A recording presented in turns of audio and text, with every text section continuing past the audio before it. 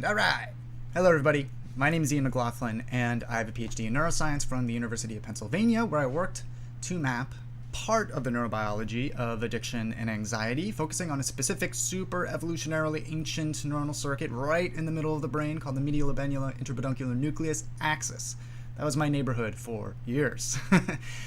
Anyways, I hope you all had lovely holidays. It was just the three of us here in Philly this year, which, of course, isn't typically how we do Christmas, but we managed to have a good time and provide the baby with some nice Christmassy fun. Pro tip, by the way, those like giant piano mats that are like made for you to walk and step on? Those are fantastic for a highly mobile baby. A lot of energy, sort of like an adorable hamster wheel, but for babies. And she spent hours, like cumulatively already at this point, just running across the thing back and forth, giggling and having a great time, and perhaps more importantly for us, getting some exercise, as well as getting herself a little bit more tired and sleeping for a little bit longer. So, good idea for a gift if you have a highly energetic baby or highly energetic adult. Anyway, so. While we may have all been enjoying, a bit of a food coma stupor, which, by the way, if you're interested in the neurobiology of why large meals make you tired, including large amounts of turkey at Thanksgiving, I have a quick video, which I included in the description below. Hint, there's more to it than just tryptophan. All right, so we're coming to the end of this historically terrible year of 2020, and we're coming up to one of the sort of final holidays of the year, and I am not referring to my daughter's birthday, which is on the 31st. It's about to be a new year. And so, of course, everyone celebrates the new year in different ways with different rituals and traditions and stuff, but one of the classic kind of traditions that tends to come up around this time of year is New Year's resolutions. And, I think it is sort of a pointless endeavor and perhaps even unhealthy and counterproductive in some cases, but I think it can also be like a useful exercise if you approach it in a certain way. And so like one of the first traditions that my wife and I started when we were dating was brainstorming our New Year's resolutions together, after all the festivities were over for the night. And, frankly, it's the kind of thing I would normally hate, but, we have some sparkling wine of some sort, and we try to make it fun. And, like I assume is the case for a lot of people, either breaking bad habits or starting new habits is typically somewhere on our list. So I thought it might be some fun to talk a little bit about habits specifically, and like specifically some of the neurobiology of habits that's been characterized fairly recently. And I'm not going to lie, part of the reason I found this paper interesting is because they hone in on a part of the brain that was critical to the work that I did in my own research, the striatum, or the striatum, depending on who you're talking to. So to start, it might be helpful to get like on the same page of what exactly we mean when we use the word habit. For me, I think it's one of those words that we all understand, but, sort of like free will, there might be some differences in the details. And so, for most people, I suspect that habit just means something you do regularly that you don't even really think about. It just happens. Things like brushing your teeth, right?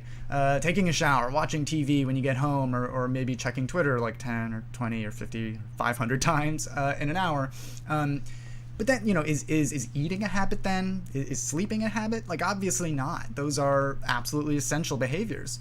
But then again, is brushing your teeth not essential? Isn't bathing pretty essential?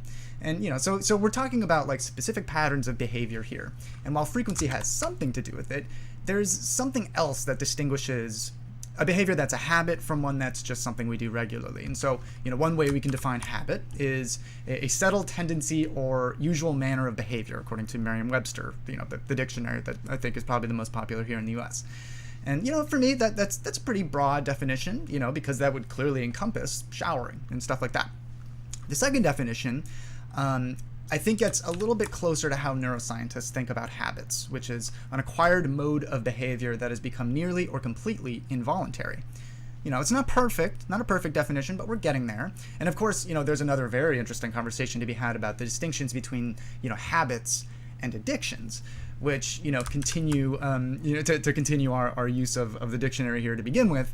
That's a question for another day, right? They include addiction as a habit, and so if you're interested in that topic, the brain region that we're going to discuss, that's central to this paper, the striatum, is central to the cause of addiction. which kind of makes sense.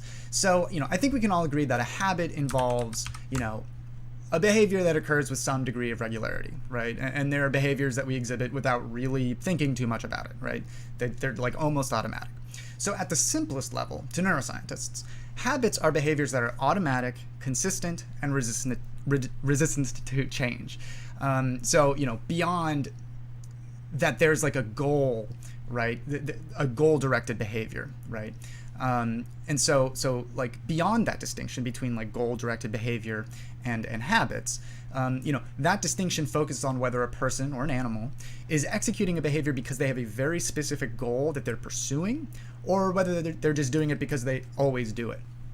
So, this group at Dartmouth College in New Hampshire was interested in whether they could figure out if there's a neuronal signature that could help to distinguish whether someone engages in a behavior because they have like a specific goal in mind, again, or goal-directed, or because it's a habit. And so, research in the past has honed in on that specific part of the brain when studying, these distinctions, the striatum, for the formation of habits. And so to give you a sense of where in the brain we're focused, I'm going to give this a shot. Okay, it's working.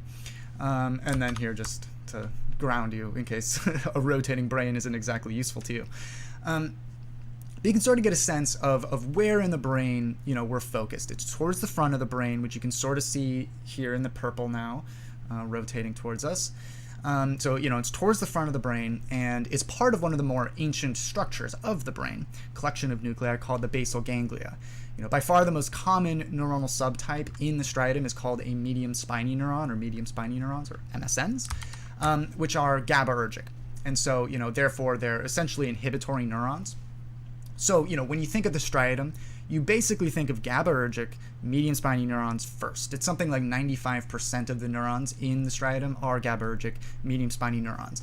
And there are other types of neurons there as well, like cholinergic interneurons that release acetylcholine. And then, there are more neurotransmitters that are released into the striatum than just, dopamine. But dopamine and glutamate onto GABAergic medium spiny neurons is like certainly the central plot of the striatum. So, while I'm sure, everybody's thoroughly enthralled by neuroanatomy, I'll avoid getting into the details of the basal ganglia. It's sort of a complicated set of structures. But the important thing to know is that the striatum is a fairly large structure in the brain, and it's basically divided in two.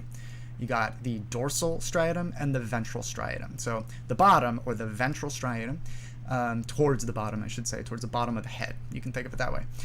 This is a part of the brain that's very closely associated with the effects of rewarding drugs, and therefore drug addiction. Basically, any drug with which you're familiar, from alcohol to nicotine, in cigarettes to cocaine, amphetamine, opioids, they all share at least one thing in common: elevating dopamine levels in that part of the brain, the ventral or bottom striatum. So this group was focused on a different section of the striatum, the dorsal striatum, or like the top striatum, specifically the dorsolateral striatum. To be specific, which basically means, towards the top of the brain, as well as towards the sides of the structure, lateral. And so some of the members of the group had found that this specific part of the brain had been, previously had been associated with habit-like activity in animals. They'd found that when an animal starts executing a behavior that they'd executed many, many times before, neurons in that specific region, the dorsolateral striatum, the top side striatum, started chattering at specific frequencies. And so, it turns out that quite a few different, kinds of our fellow animals have exhibited the same kinds of responses in that same part of the brain. And, given that we all share a common ancestor, that's a pretty good sign that this part of the brain might be pretty important to whatever it is that causes, us animals, we animals, to start exhibiting behaviors that, aren't necessarily based on like an imminent goal, a specific, maybe novel goal. Not spontaneous, just rote, routine behavior. All right, so another reason that I saved this article is because I use a technique that I use in my own research, optogenetics. And so, I discussed this a little bit at some point in the past, but the short story here is that, every neuron is capable of firing an action potential, probably what many people would think of as being an impulse. And the way that they're capable of firing these impulses or action potentials is because they have these, tiny little gateways. Let's see, do I have there we go. This will be useful. these tiny little gateways or channels, right, that are all over the neurons. That they're from the cell body of the soma, that sort of like circular part of this neuron right here, it's sort of like bulbous kind of area, all the way down, the cables that they send to each other to enable them to interact with each other, their axons, right? And so you can see those small gateways or channels depicted in green. You can sort of see them, little green sort of spots there. And depending on whether those gateways are open or closed, a neuron will either stay completely silent, or they'll fire action potentials or impulses to one another, which then potentially causes other ones to also fire their own action potentials. So there's a reason that I picked this specific picture to talk about ion channels, what they're called, those little gateways that control whether a neuron fires. And there's a reason that there's that sort of blue spotlight shining on this neuron cartoon. So, a neuron will fire if the right combination of those little green gateways are open. And so, oftentimes those gateways, they'll open in response to a molecule, something like a neurotransmitter, like, acetylcholine, for example, or a drug like nicotine, right, that binds the same receptors. Those little, gateways will open sort of like, keys opening a locked door. So imagine if, instead of needing a key, a gateway, could be opened by a very specific color of light. And that's basically what's going on with optogenetics. So a specific wavelength of light or a specific color of light is capable of doing, opening exactly the right combination of those little gateways that's necessary to cause a neuron to fire an action potential or impulse, which then causes, both the neuron as well as a bunch of other neurons to which it's connected to become activated. And so, while you can use it to activate neurons, the same technique can be used to close all of those gateways, which is sort of like locking the doors and hiding the keys, right? They're closed and neurons just can't fire, they're silenced. And so, as a result, this technique basically enables scientists to control which neurons are firing within the brain, as well as when they fire, and then therefore talk to each other. It's a method that I used in my own research. So, the team of scientists use this technique to explore the role that the dorsolateral striatum, again, top side striatum, towards the front of the brain, the role that it plays in habit-like behavior, trying to figure out if that part of the brain was necessary for habit-like behavior. And so to make a sort of a long story sort of shorter, the team found that if they stimulated this part of the brain, while the animals were introduced to a scenario where they typically execute a habit-like behavior, they'd go right at it. Right? They're activating these neurons, and they engage in this habit-like behavior. But if they silenced the neurons, the habit behavior or the habitual behavior wasn't nearly as readily executed. And so, the group did several experiments to sort of probe whether, this part of the brain does indeed regulate these kinds of habit-like behaviors. Like for example, making the habitual behavior even more unpleasant than it normally would be. So, imagine if we all just accept that brushing your teeth qualifies as a habit. So you do it every morning, every evening, or at least you should, about 2 minutes, and, it's just purely habitual, right? You don't even think about it. But imagine if we made it so that every time you brush your teeth, you get this painful sensation in your toe, right? Every single time. So how likely are you to continue brushing your teeth, continue executing this habitual behavior if you experience that unpleasant sensation every time you're going to brush? So, it sort of increases the cost of that habitual behavior, in other words. And so they explored things like that, and they basically found that they were able to adjust the strength of those habit-like behaviors by adjusting the activity in that specific part of the brain, the dorsolateral striatum. So as Dr. Kyle S. Smith, Associate Professor and Director of Graduate Studies of the Department of Psychological and Brain Sciences at Dartmouth, always these long titles for these departments, as Dr. Smith says, quote, "Our findings illustrate how habits can be controlled in a tiny time window when they are first set in motion. The strength of the brain activity in this window determines whether the full behavior becomes a habit or not. The results demonstrate how activity in the dorsolateral striatum, when habits are formed, really does control how habitual animals are, providing evidence of a causal relationship." So in other words, activity in this part of the brain seems to be pretty important. Seems to be like the fulcrum that determines whether any given behavior becomes habitual or whether it just ends up being a sort of one-off kind of sporadic spontaneous behavior. So at a minimum, so far you've learned, a central brain region that appears to be, central to regulating habitual behavior, right?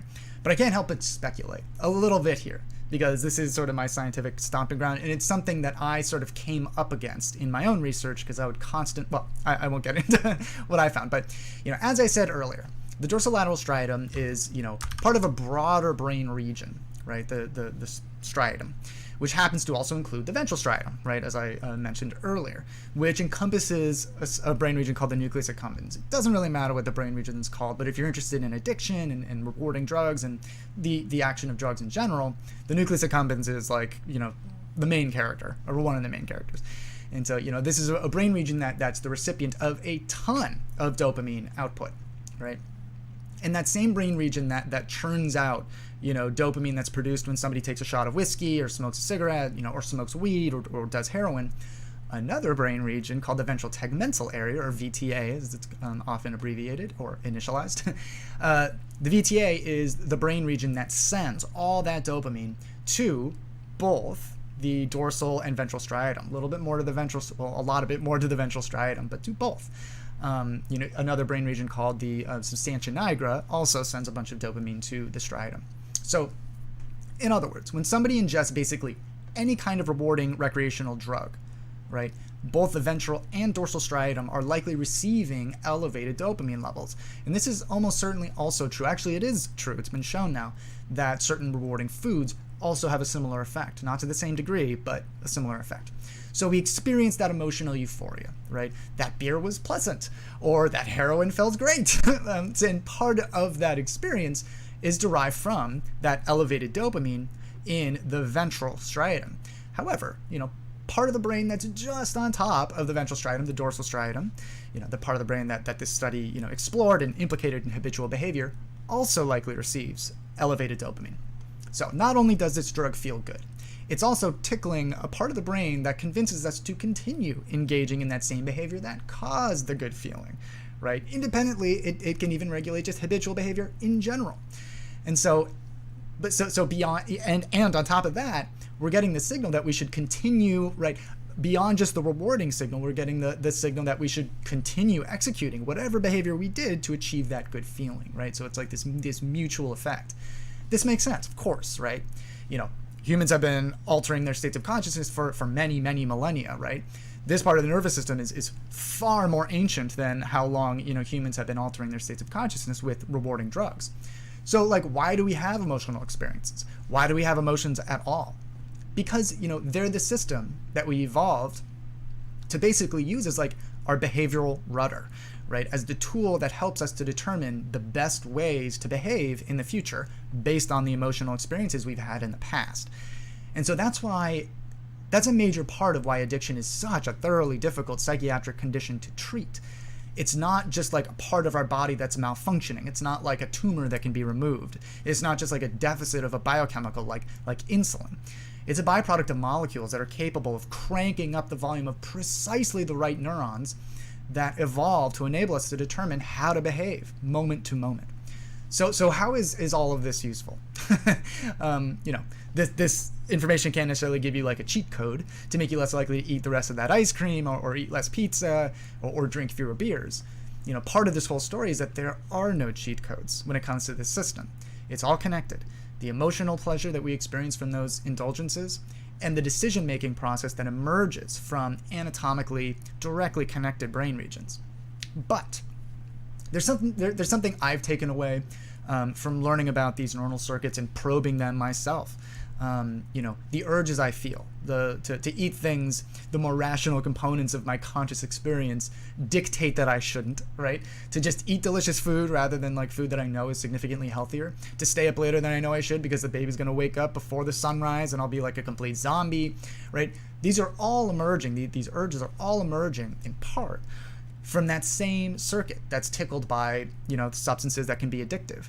Fundamentally, it's driven by the pursuit of specific sets of emotional experiences.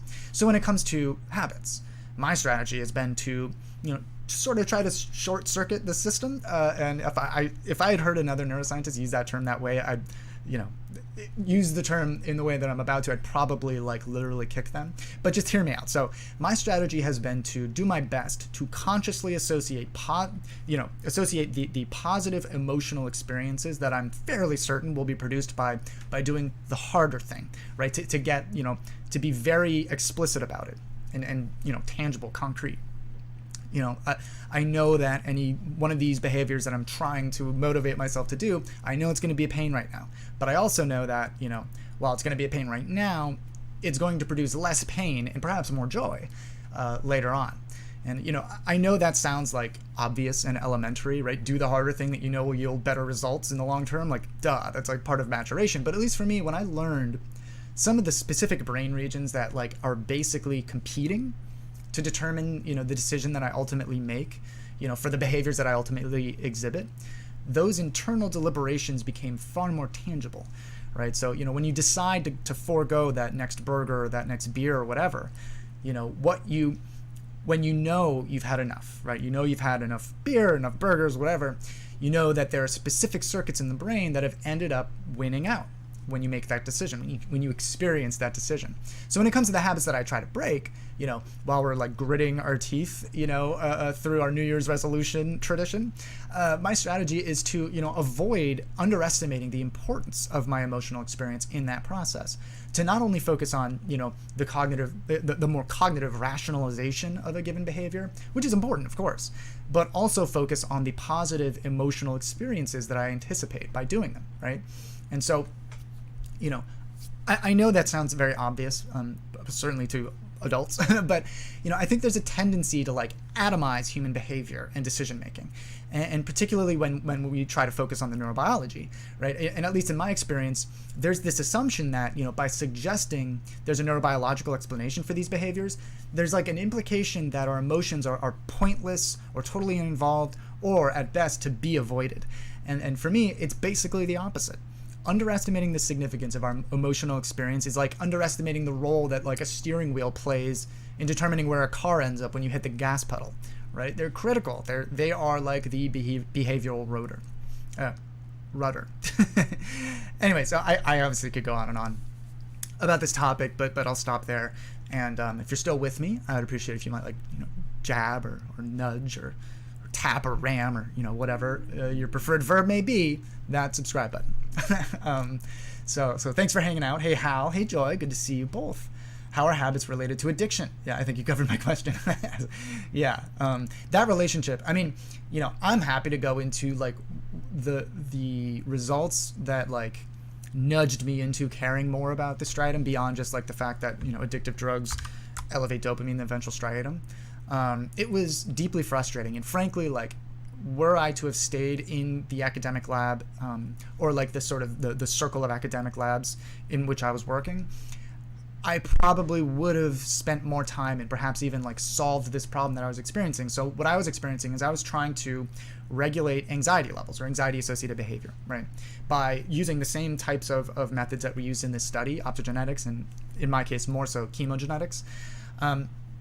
And all animals, or certainly mammals, exhibit a certain set of behaviors when they're anxious, right? Particularly like small rodents, like mice and rats, right? If you're a tiny little mammal and your predators are usually like birds or big things that are bigger than you, obviously, and for mice it can be rats. You'll tend to like hug the side of whatever area, whatever room they're in, whatever chamber they're in. That's why if you ever see a mouse, usually it'll be scuttling along the sort of corner of where the wall meets the floor, right?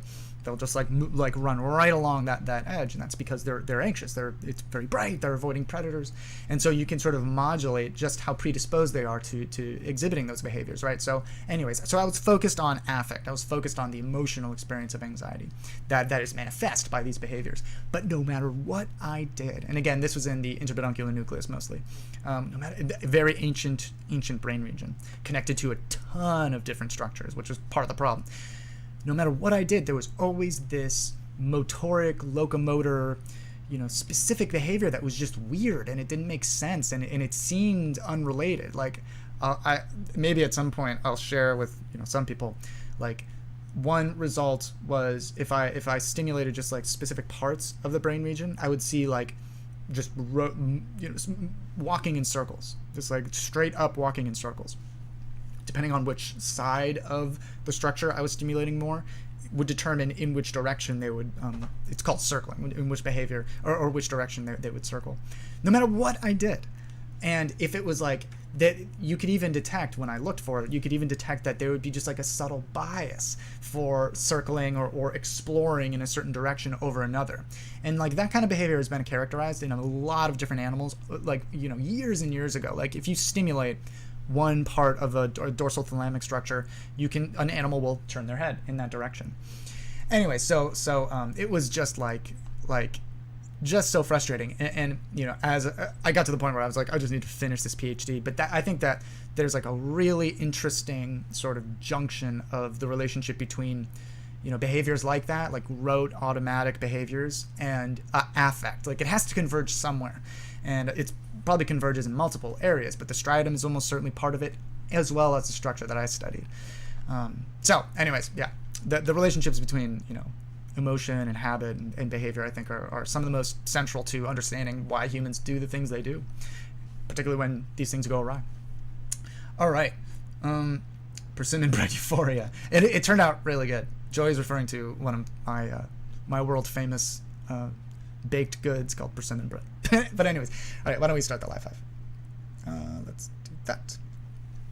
Hello, everybody. My name is Ian McLaughlin, and I have a PhD in neuroscience from the University of Pennsylvania. And on YouTube, just now, I talked about, in the spirit of the new year, when many of us, are working perhaps on our New Year's resolutions, I talked about habit formation and a study that came out that basically hones in on a very specific part of the brain called the dorsolateral striatum, a structure that I ended up studying in my own research, in how it can regulate habit-like behavior. And it's an interesting study. It's a study that is every time. It's a study that sort of similar to what I did in my own research, right? And they use like techniques that I used in my own research. And it's a pretty good study. Just found out Periscope is ending. Yeah, thanks for bringing that up. Oh, I should. So my YouTube channel is youtube.com/anthropoid. You can get to it through my profile here on Periscope. And as our friend here reminded us, thank you for the super hearts. I appreciate it, Dark Swan. As Brandy reminds us, Periscope will be shuttered. We found that news out about 2 weeks ago, maybe a week ago. So if you're interested in continuing live conversations about science, about whatever comes to mind, dreams, drugs, deja vu, dementia, and that's it. Addiction, neurophilosophy. If you're interested in talking about that, those topics informally, go check out the YouTube channel, youtube.com/anthropoid. So yeah, anyways, I talked about habit formation because I don't know about you, but at least for me, either breaking bad habits or starting new good habits, trying to start new good habits, is always sort of prominent on my list of my New Year's resolutions. And so I talked a little bit about what this group discovered, as well as how it could be potentially useful for you. Only things start with a D. Yeah, anyways, I don't know why I always just go to the D words, but excuse me. Okay, good afternoon, Ian. Oh, thank you, Crooked Muse. Hope you and your family had a wonderful holiday. We did. We had a nice Christmas. Big tip. If you have a baby, or if you know a baby that has a lot of energy and they're constantly moving, those big piano mats, those big large, it's literally called a giant piano mat, where you can like step on different keys and it makes sounds and stuff. It's like a hamster wheel for the baby. She has spent probably collectively like 2 hours just running back and forth across it, giggling, losing her mind, and getting exercise and getting tired. Hey, Asha, good to see you. By the way, Asha, I don't know if you know, but Periscope will be shuttered in about a week. I'm sorry, we found out about a week ago that it'll be shuttered in several weeks, months. So if you're interested in staying connected, youtube.com/anthropoid. Okay, so let's see. Limbic brain, cake, coffee, good combo. Talk to me about the limbic part of the brain. Sure. So the limbic system, well, much like the basal ganglia, which is what I just talked about on YouTube, youtube.com/anthropoid. The limbic system is also a very, very ancient part of the brain. It's a system that is represented in essentially any animal you could mention. Certainly mammals. They all have some, iteration of a limbic system. And the limbic system, it regulates a lot more than this, but generally speaking, if you're like in an introductory neuroscience class, the limbic system will be, made synonymous with emotion. Mood, affect is the word we typically use in neuroscience to describe this. But the limbic system, includes a lot of the brain regions that you might have, been exposed to, or you might be familiar with, like the amygdala is part of the limbic system. But there's a bunch of different brain regions. And so in any case, so basically, like, as I'm sort of like an emotion chauvinist. Like, I think emotion and mood is like sort of one of the most underrated, most important parts of human behavior that like is always sort of like kind of plays second fiddle to, the more cognitive parts of the brain, like the prefrontal cortex and structures like that. And so, but like every single moment of your life, the limbic system is doing something to determine how you feel, right? And why do we even have that system? Like, why did the limbic system evolve? Frankly, for I think most of the time for humans, emotions just get in the way, right? They're just like irritating. Certainly, I remember in adolescence, I was like, can I just destroy that? Can I just get rid of that? But the problem is that if you are to completely, eliminate limbic system structures, you're probably also going to be eliminating, your ability to move, right? Your ability to have any goal to do anything at all, right? And so I think of the limbic system, and not just, there's like there will be some discrepancies between what different scientists will consider to be a component of the limbic system. Like, is the bed nucleus of the stria terminalis part of it? Is the amygdala part of it? I think some argue that it's not. The raphe nuclei, I would argue, certainly is. But in any case, it evolved as the kind of rudder that to guide behavior. Like, how do you even determine, whether or not you should eat broccoli, right? Or you should study for a test, or try and learn a new skill so you can get a better job, or a new job, different job. Like a huge component of that decision-making process emerges from more than just like your rational awareness that like I need more money, or if I study on this test I'll get a better grade, so I should study. Part of it, a very, very important part of it, is that you also are keenly aware that if you get a better job, you will experience greater pleasure, greater joy, or at least you will be protected from pain, future potential pain, suffering. And how do we experience that? Through our mood, our emotion. And so that's the limbic system. Limbic system is very near and dear to my heart. What do you think about aphantasia? I assume is what you're referring to. Can I stab you in the neck? Can I stab you in the neck? I think I will pass. Thank you for offering, though.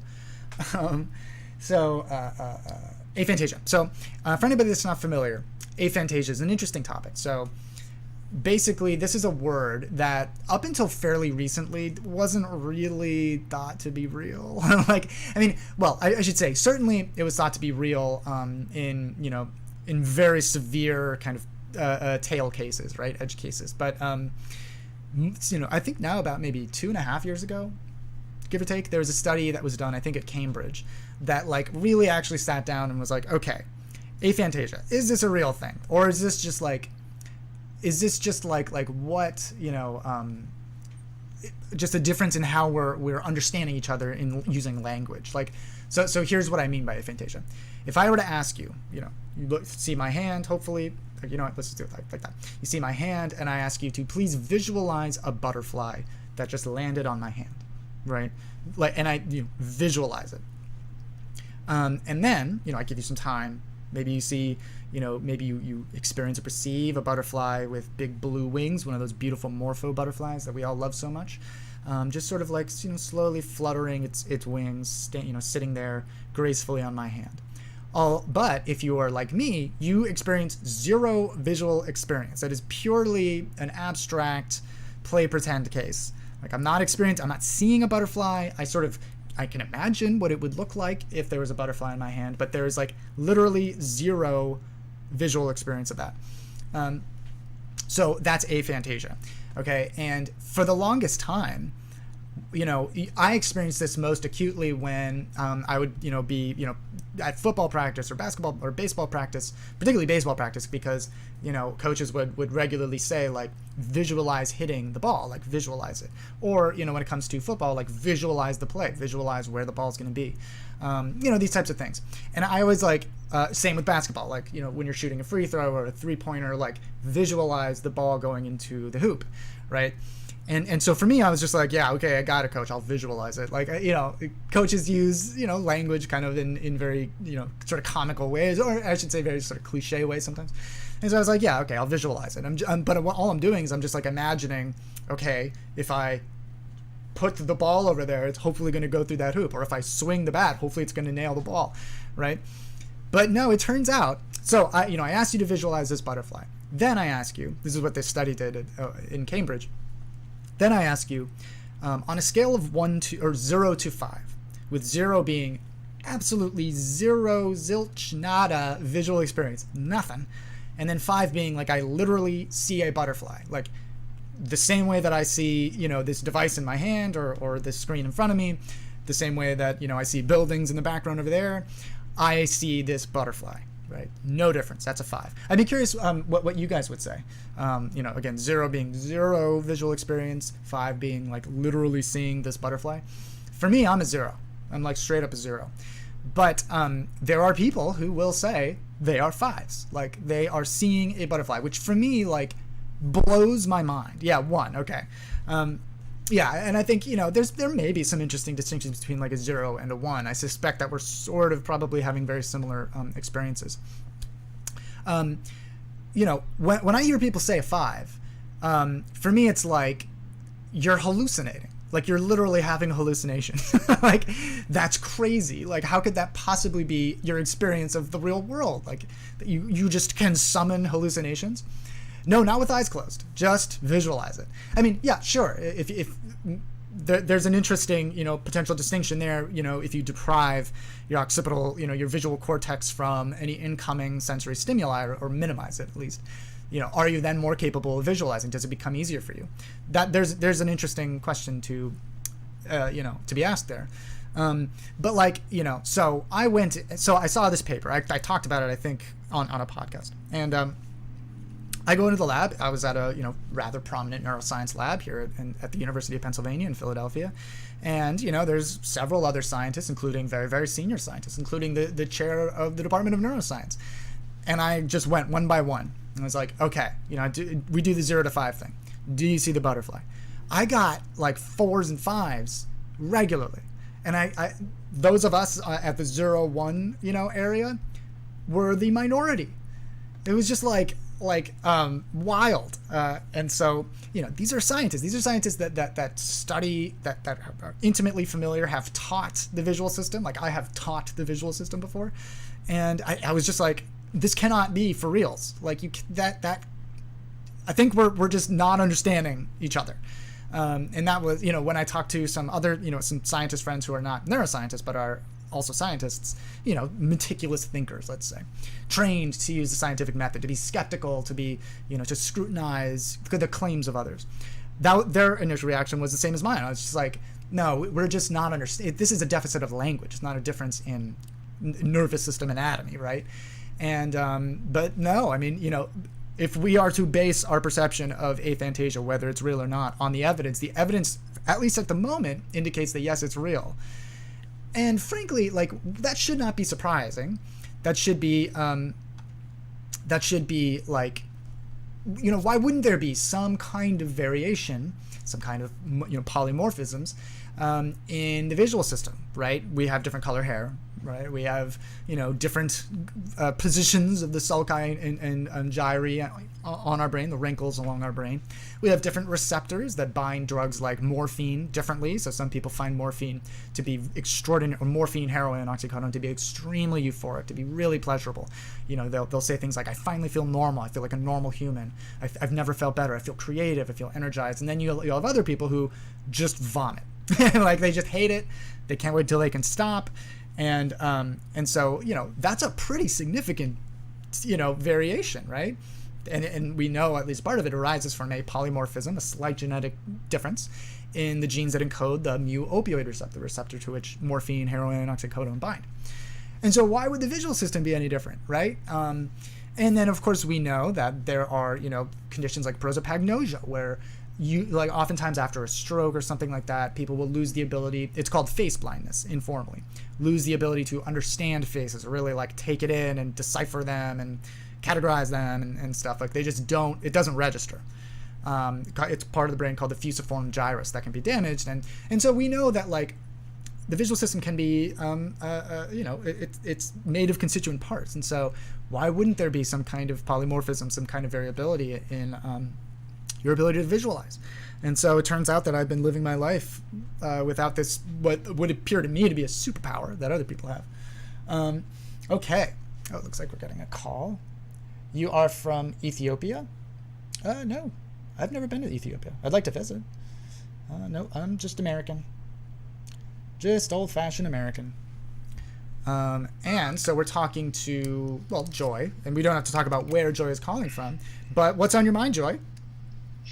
Hi. Hello. Well, you've talked about dreams, and there's a podcast for that, so people can look for that. But what about fever dreams? Because to me, they are very different than regular dreams, and actually, if I went to sleep not feeling sick, I will wake up knowing I have a fever before I take my temperature sometimes, because I just know those were fever dreams, so might as well check and take my temperature because I'm sure I have a fever, and I always do. So they're very different, at least for me. Mm-hmm. Yeah, I mean, so it's an interesting topic. So I mean, as is the case with dreams in general, like we sort of understand broadly how dreams are likely generated in the brain. Like, we can sort of, there are certain patterns of brain activity that are most classically associated with dreams, and something like a lucid dream can also be distinguished from like a non-lucid dream. So when it comes to a fever dream, there are some interesting features about it that have been characterized. So like, first of all, it turns out that when people, and just to make sure we're on the same page, like by fever dream, what I mean is like a dream that somebody has when they have a fever. Yes. Right. And so what's something interesting about that is, there's a study of, I can't remember how many people, it was a pretty good number of people. And they were asked to self-report, because it's kind of difficult to just like measure the content of a dream. You have to just ask somebody what their dream was about. And it turns out that dreams that are had when somebody has a fever, they tend to have similar sort of themes, right? And oftentimes, interestingly enough, it involves like the medical system. It involves like a medical concern of some sort, interacting with physicians, being in a hospital. They tend to also be more aversive, more nightmarish. These are. Falling out. What's that? Teeth falling out. Oh, geez, yeah, yeah, sure. My mother also has that dream when she has a fever. Who does, your mother? Her teeth also fall out. Huh. Interesting. Yeah. Now that you say that, that does sound like they might have even included that in that research. I would have to find it again because I haven't seen it for a while. But so there is some consistency to what's going on during a fever. Now, all that the scientists had to offer was speculation as to why there would be, first of all, why there would be any difference between a dream when somebody has a fever versus when somebody doesn't. Like, why would that even have any effect? Of course, fevers themselves typically are not like super dangerous unless the body temperature is like rather high, but they generally are the byproduct of inflammatory activity by the immune system. And so, it's possible that just there's some inflammatory activity that occurs in the brain, which is, registered as a sort of danger signal, right? When something's inflamed, when you're experiencing inflammation, generally speaking, that is a sign of infection or physical damage to the body, right? And that's why it can be painful. But of course, in the brain, we don't have pain receptors or anything like that. So it was just pure speculation that like the same bucket of biological processes that cause a fever, infection, chronic inflammation, from an injury or something like that, also influences the brain in ways that are registered as damage or danger. But beyond that, beyond like the fact that people reporting the contents of their dreams during a fever tended to report sort of shared or common elements. I haven't seen any suggestion that, and then of course, like if somebody has a rather high fever, like a dangerous fever, 104, 105 degrees, at a certain point, the only reason that, that those types of fevers are rather dangerous is that at a certain temperature, proteins, like the, proteins that form receptors, that perform, biochemical activity within cells, they can only function within a certain sort of temperature range. And that's why, our brain exerts a lot, and our body demands a lot of energy to regulate body temperature. Because if you go too low, then proteins can't perform their reactions. And same goes if they go too high, right? You think of a protein as sort of like a wiggly kind of, I don't really know what it would be like a wiggly pool noodle, sort of, that's connected to a bunch of other pool noodles. The hotter they get, the more wiggly they get, and then therefore the more dysfunctional they get. So that was another, point of speculation, was that perhaps when it comes to rather high fevers, literally the parts of the brain are functioning suboptimally, and so that is registered as abnormality, as aversive novelty, and so that might trigger some sort of like negative contents of dreams. So yeah, beyond those like elevated circulating glucocorticoids or something like that, elevated circulating inflammatory factors, that literal temperature effects on protein activity. Apart from that, I haven't seen any explanations of like specifically is there like a specific region of the brain that responds, that detects elevated body temperature, that then sends out like danger, we're in danger, which would then therefore during dream be registered as something bad happening. But yeah, that's all I got for you, Joy. Sorry about that. Maybe it's just like a turbo stress dream because your body is fighting something at that point. Yeah, exactly. Yeah. I don't know.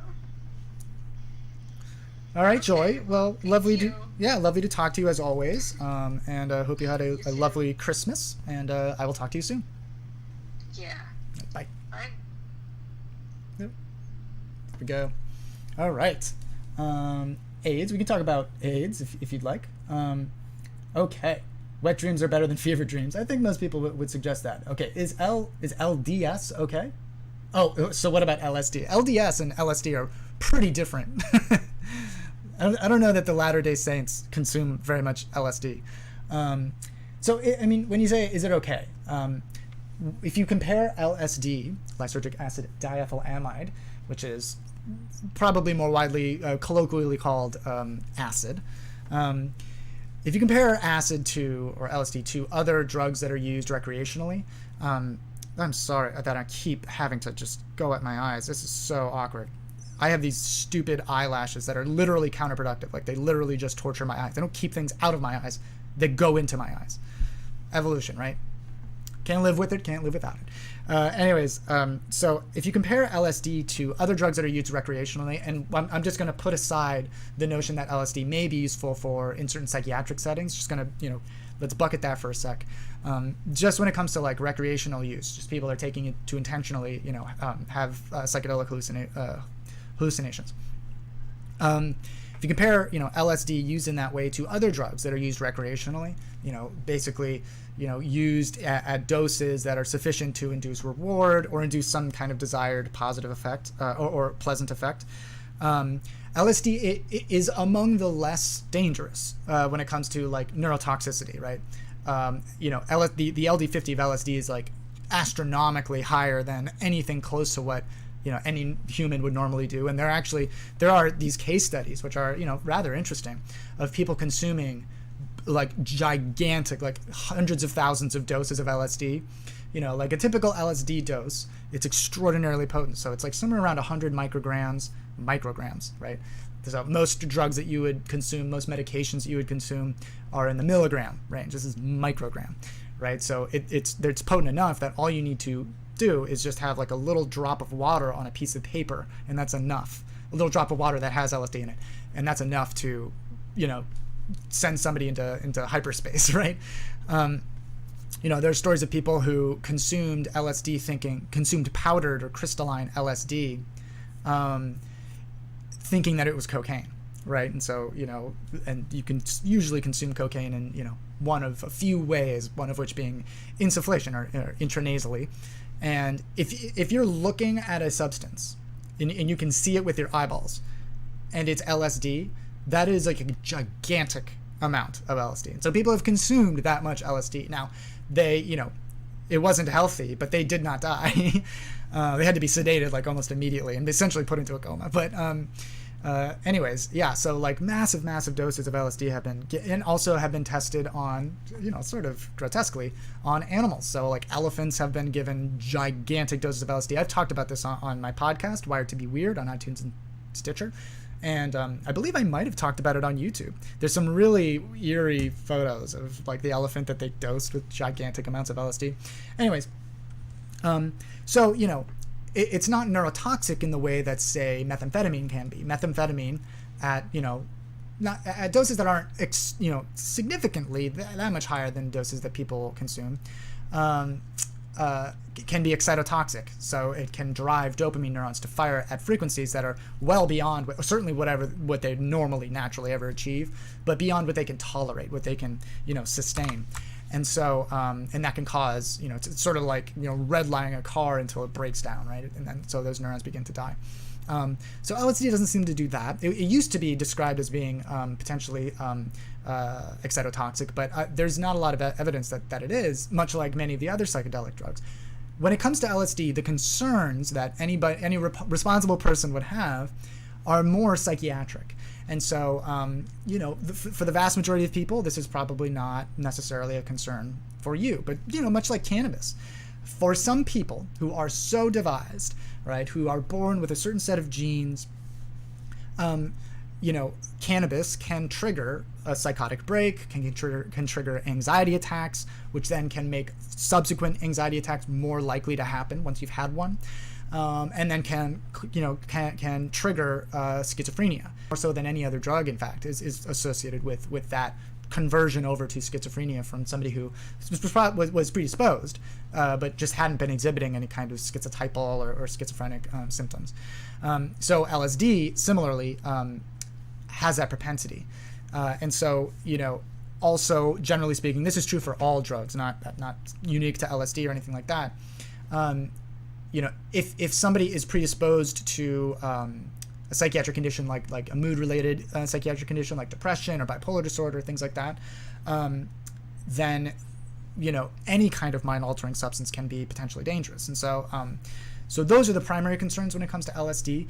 Now, the challenge here is that you can't really know if you are so predisposed, if you have inherited those genes.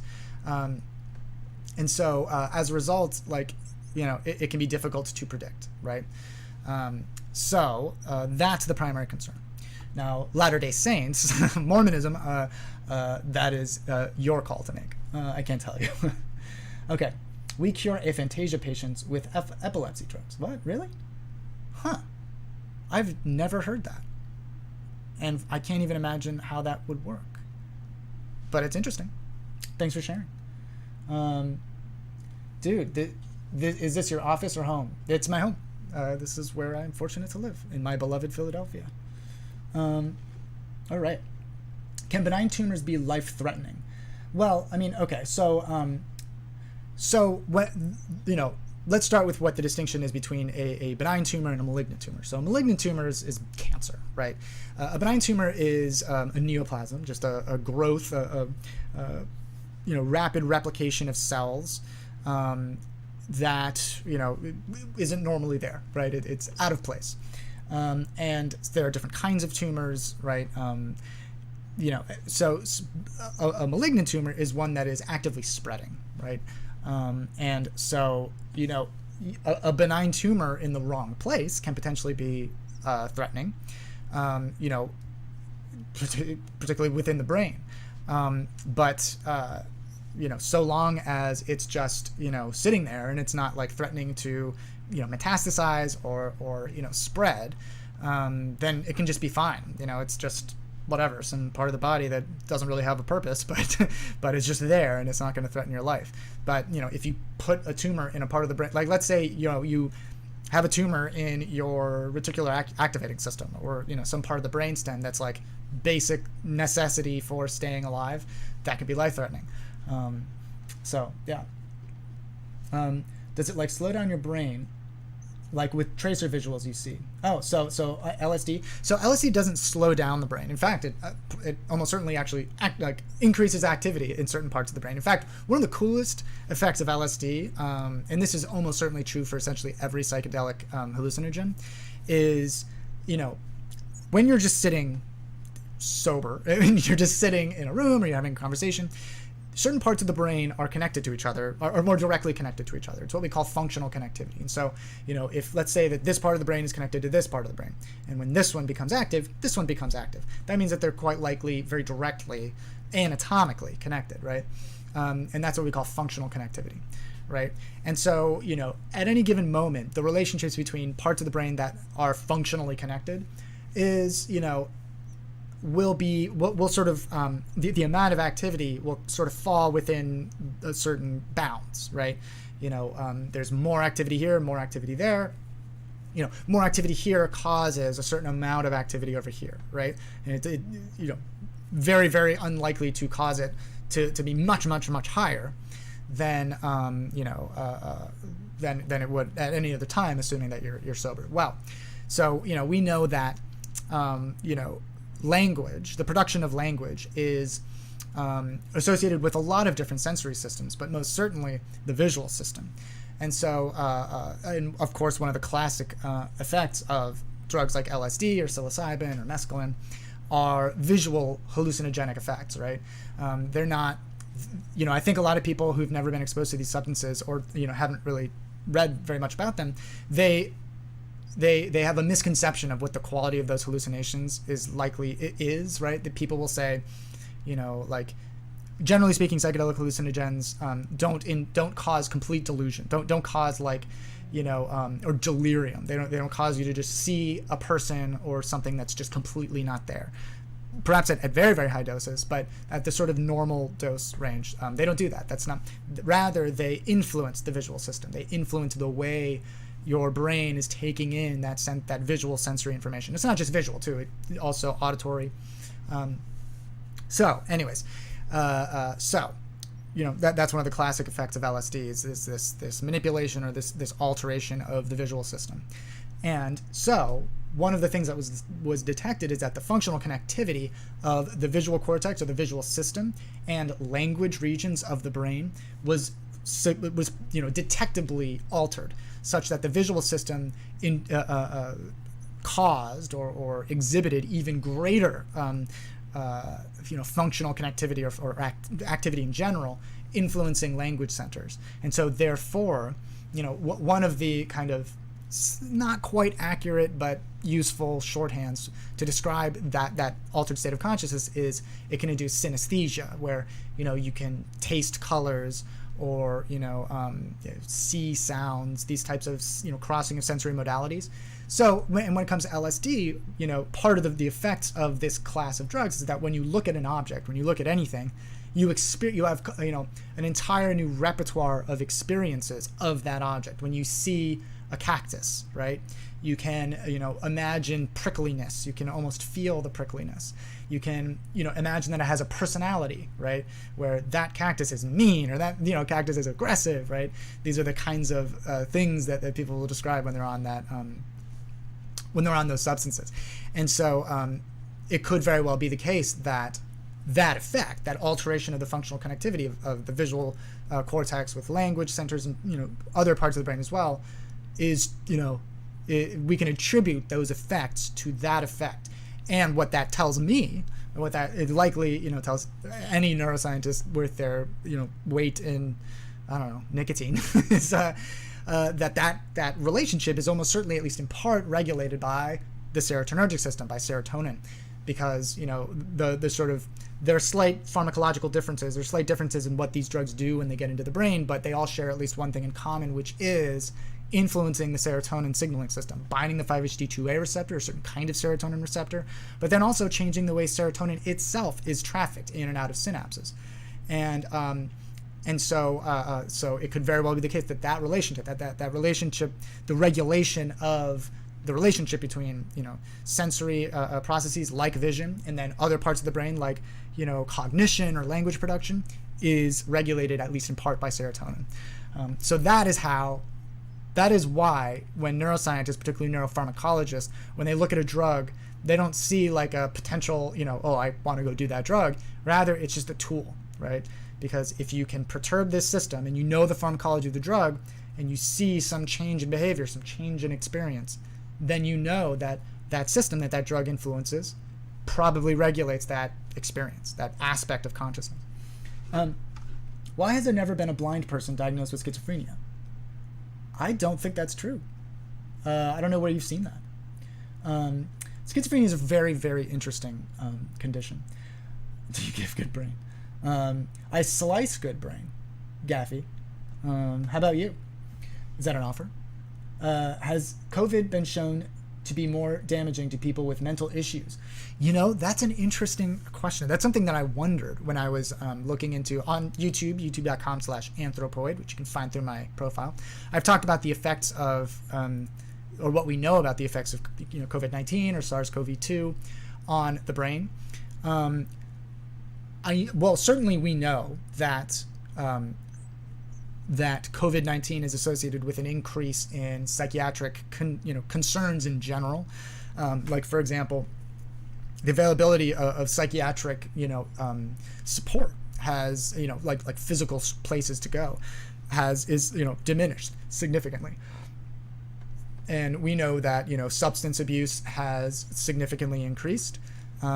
We know that the availability of psychiatric drug like a benzodiazepines has gone down thanks to the UN report that follows the availability of different kinds of medications, suggesting that either physicians are prescribing benzodiazepines more, which typically would be to either manage like an anxiety attack or a panic attack. In some cases, some physicians may still prescribe it for anxiety-associated conditions that are more chronic, but of course also to treat epilepsy, a seizure in progress, or just more people are consuming them. In which case, same kind of story, that people are experiencing psychiatric suffering, and this is a useful medication, and not an ideal one to use, but useful in that sense. I do feel like I have seen that people who are diagnosed with psychiatric conditions are overrepresented among severe COVID-19 reactions, but I can't remember for sure, so don't quote me on that. Man, this light is super bright.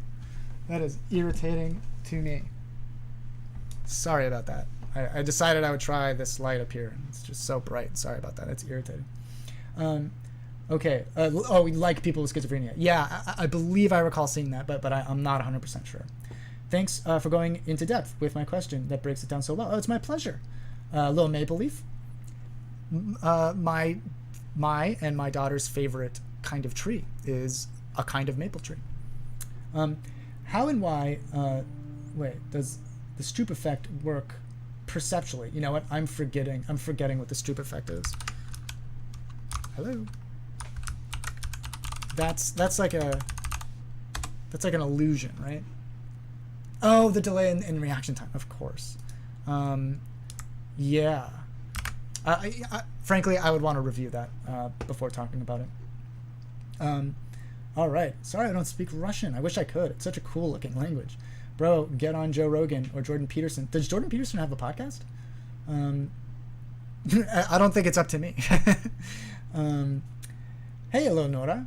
Good to see you. Okay. Basically, humans are basically arrogant chimps. Yeah, kind of. Although chimps can be pretty arrogant. Yeah. So here's why I find schizophrenia interesting. I think, most people, when they're interested in schizophrenia, they really focus in on the hallucinations. like particularly, probably the most kind of like alluring or mysterious component, the most attractive, most interesting component of schizophrenia are likely the visual hallucinations, because we so rarely ever have an hallucination. And it just so happens that some patients with schizophrenia do experience visual hallucinations. However, that's actually the minority of patients, and that's rather severe schizophrenia. Most people with schizophrenia, their hallucinations are auditory in nature, and they tend to be like sort of complex auditory experiences or sensory experiences, like hearing voices. What's also very interesting about that is if you look statistically at you can ask somebody who has schizophrenia, like, what voices are you hearing? Like what are they telling you? Who is it that's speaking? And what's interesting about it is that if you ask them, statistically, there are like the three most common auditory hallucinations that people with schizophrenia report are, first, Jesus or God, right? Whatever deity they to whom they subscribe, right? Or they follow, they worship. The second is they're a world leader, like the president of their, or the president or the executive analog or equivalent of their country. Oh man, what was the third? Oh shoot, I'm forgetting. But what's interesting about that is that there are these like sort of stereotypy, or these sort of like classic kinds of auditory hallucinations that emerge in schizophrenia. So that's interesting. But like, it's interesting to me. I don't know if it's interesting to other people, but really, to understand schizophrenia, like, at its most fundamental, the like what should be the most classic symptoms, what I could do, should be disordered thinking. So rather than hallucinations or anything like that. There, that's way better. Although you can see my roof now, but that's fine. Disordered thinking, and so like here's an example, or it's disordered thinking and very, very concrete thinking. So when it comes to disordered thinking, this is probably what becomes apparent most rapidly when you're having conversation with somebody with schizophrenia. Is like the sort of like the trajectory of the conversation will just be far more discursive. It'll meander quite a bit more, and you can sort of follow like how they got to the next topic, but it's a relationship that that wouldn't be intuitive to somebody without schizophrenia. The concrete thinking can be pretty can be pretty readily detected. So for example, if you ask somebody with schizophrenia, like you present them an apple, a banana, and an orange, right? And you say, what do these things have in common? They might say something like, or I'm sorry, you present them with the words, right? You write down, banana, apple, orange, and you ask them, what do these things have in common? Rather than, for most people, it would probably be fruit, right? These are all fruit. That's sort of an abstract category, right? That we all assign to these things. But for somebody with schizophrenia, they might say like, they all have vowels in them, or they all have the letter A in them, So like it's just this more concrete response to the question you're asking. But then also, it can be like if you ask somebody with schizophrenia to like say, whenever you're ready, please write a sentence for me. They'll perhaps take a little bit longer than you might think, because they're deliberating, and then they might write a sentence, like literally a sentence. And then that's not precisely what I meant. It might be, the disordered thinking becomes a bit more of a challenge, because it's like they might begin I'll write something out for you, and then they'll start writing, and then they'll be like, no wait, that's not actually what I meant. And that there's this sort of inner deliberation that occurs that isn't similar to what people without schizophrenia would typically experience. So yeah, it's an interesting condition. Also, there's an interesting evolutionary conversation to be had with schizophrenia. Like, why has schizophrenia not been selected out, right? Why is it still, why does it still happen if it's so? It can be quite debilitating. It's interesting, anthropological, interesting evolutionary conversation to be had there. All right. Why is man's insatiable when it comes to knowledge, power, or greed? Hume Young. It's an interesting topic. I mean, of course I can't tell you for sure. There's no, definite answer to that. But what I would suggest is that, we evolved from primates, right? We are primates. We evolved from lower primates, other apes, and the process of natural selection imposes its selection on specific aspects of how we reproduce, right? And so, so depending upon, and you can sort of predict how aggressive a primate or an animal really will be by assessing how distinct the sort of bodies and the sort of outward traits of a primate are, of a female member of that species and a male member of that species. Like if there's a gigantic difference, like if there's like a gorilla, for example, just giant male, and these smaller females. Although a female gorilla could just rip my head off, but there's a very substantial difference there. And whereas when it comes to other kinds of primates, they're not quite as different, and so you can predict things like how they breed, how their social structures are arranged, and humans fall somewhere in the middle as a competition species where men are all competing for reproduction, and because it is so central that genes be transmitted, transmitted down lines, right?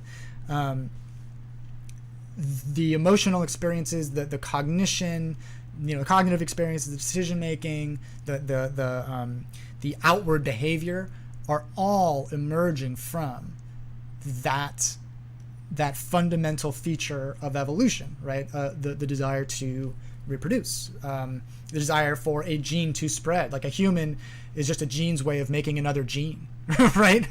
I think Robert Sapolsky would say, a chicken is an egg's way of making another egg, which is, kind of cute. But yeah, so we are, as a result, so we are a competition species. We're not as competitive as other, animals like lions, for example. Great example of a competition species where the males are these gigantic,